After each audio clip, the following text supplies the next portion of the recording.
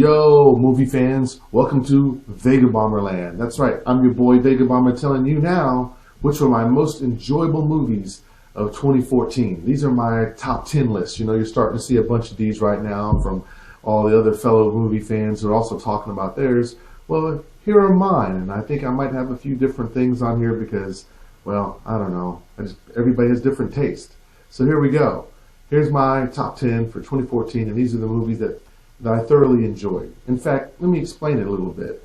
These movies don't have to be necessarily perfect in terms of direction, story, acting, and all of that, but they do need to leave me with a sense of, hey, I was entertained, or I got into it, or something when I left. And if that's the case, and I spent my 15 bucks on that, and popcorn and all that other good stuff, then that's a good movie to me. And then the real call for being a good movie is if I go out and buy it on Blu-ray, which I'm definitely inclined to do, because if a movie's good, I will watch it more than once.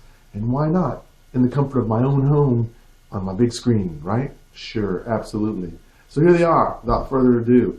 Number 10 on my list, The Equalizer. Yes, number 10 is devoted to Denzel Washington. I like seeing him play the action hero. He's done it well in movies like Man on Fire and Out of Time and even Training Day, if you consider that action. But I just like watching Denzel on the screen. You could watch him anytime. He's one of my favorite actors of all time. And so in this movie, it really could be like a Taken movie, if you will, because you got an older guy with a special skill set who steps in and helps out a young lady. Oh, by the way, Marvel, Denzel Washington, T'Chaka, the father of T'Challa, who is Black Panther. Think about it. Just think about it. Number 9. Walk Among the Tombstones. Yeah, I already mentioned Liam Neeson. Well, definitely a big fan of his as well. And Walk Among the Tombstones is probably not a movie that everybody went out and saw, and maybe you didn't like it, but I dug it. It was really good. It was not Taken 3, and it was not Non-Stop 2. This movie was a complete thriller. It was kind of like 8mm meets Silence of the Lamb. I mean, it was kind of creepy, and then you had some psychopaths in it, just like the psychopath in Silence of the Lamb. So you have 2 in this one. And it's not so much just like it's all action the whole time. It's like you really have to figure it out. It's a suspense thriller as well. And I think Liam Neeson played that really well. So I think it was a really good movie. Number 8, Chef. Yes, Chef was a very good film. This film was directed or produced by Jon Favreau. Yeah, the same guy that did Iron Man 1 and acted in Iron Man 1, 2, and 3.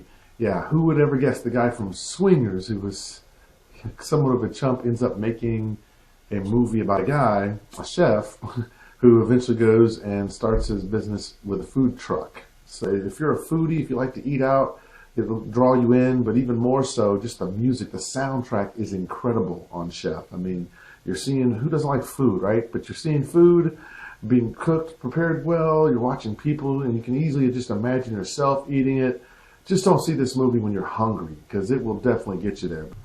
Number 7 for me was Fury. I thought that was an excellent movie. I've seen a lot of World War II movies, but in this one, where you have an actual tank battle, and you get to see how that would play out, I mean, it was incredible. It was awesome. The acting was great. Brad Pitt, have a lot of respect for him. Early on, I thought he was just another pretty face, but now, as it turns out, you know, the guy takes on some good roles, and, you know, I give him props for that. Brad Pitt takes some good movies. I loved him in Inglourious Basterds, and this is no different. Another good flick, if you will, based on that. It's a movie that when it comes out on DVD, actually when it comes out on video, I'm definitely buying it on Blu-ray.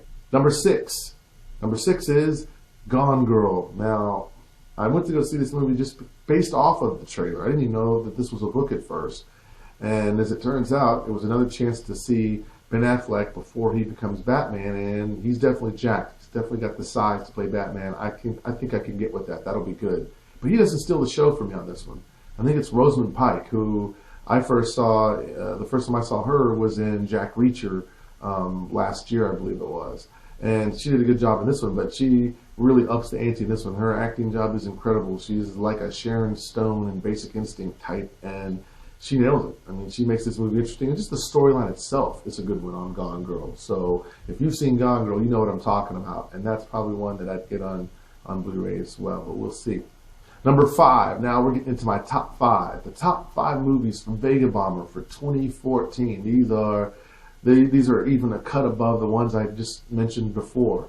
And number 5 for me is Lone Survivor. Yes, love this movie. It's a really good book by Marcus Luttrell, a famous Texan. Go Texas, yeah. And at the same time, this movie turned out to be a really interesting movie. I mean, it took a minute for it to get going, but once it got going, the action was intense. It grabbed you and it held on to you, and it never let go.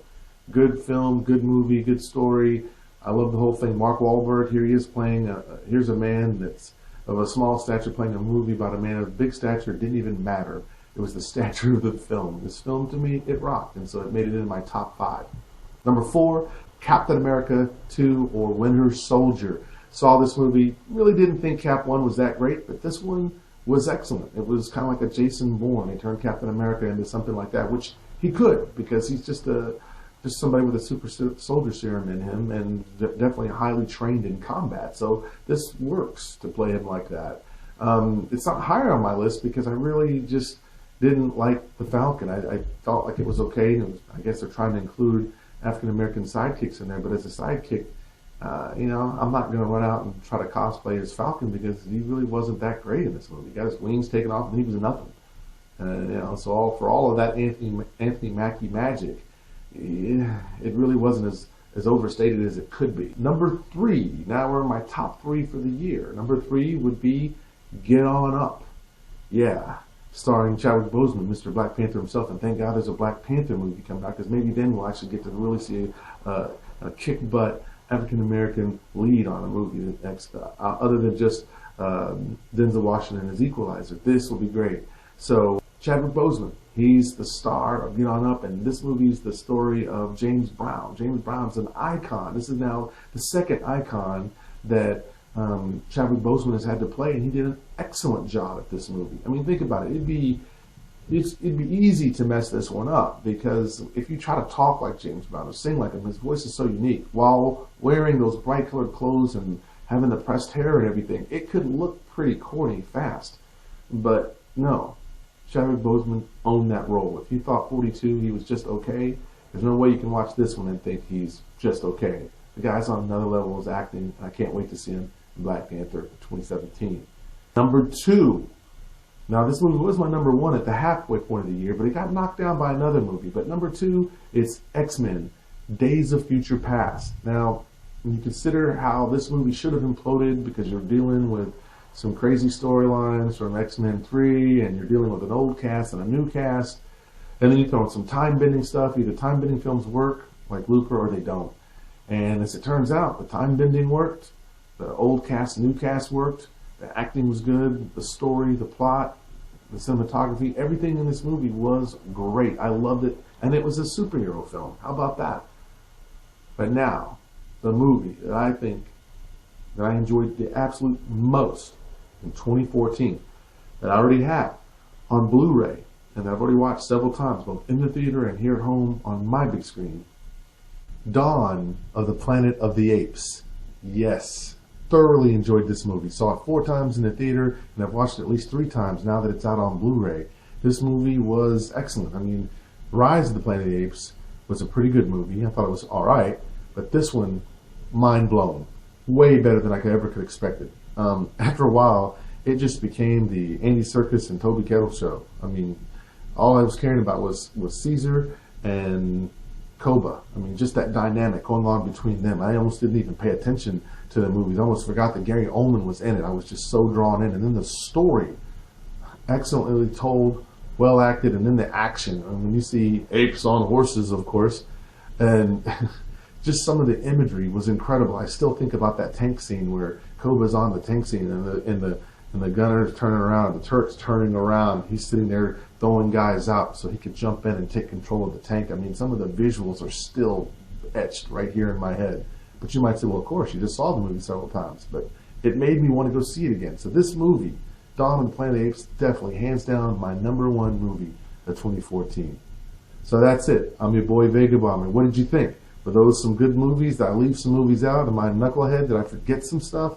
Or did you think that some of these movies are excellent too, and maybe no one else put it on their list, and you thought, wow, that's cool that you put it on your list, because I would have done the same. Either way, comment below and let me know.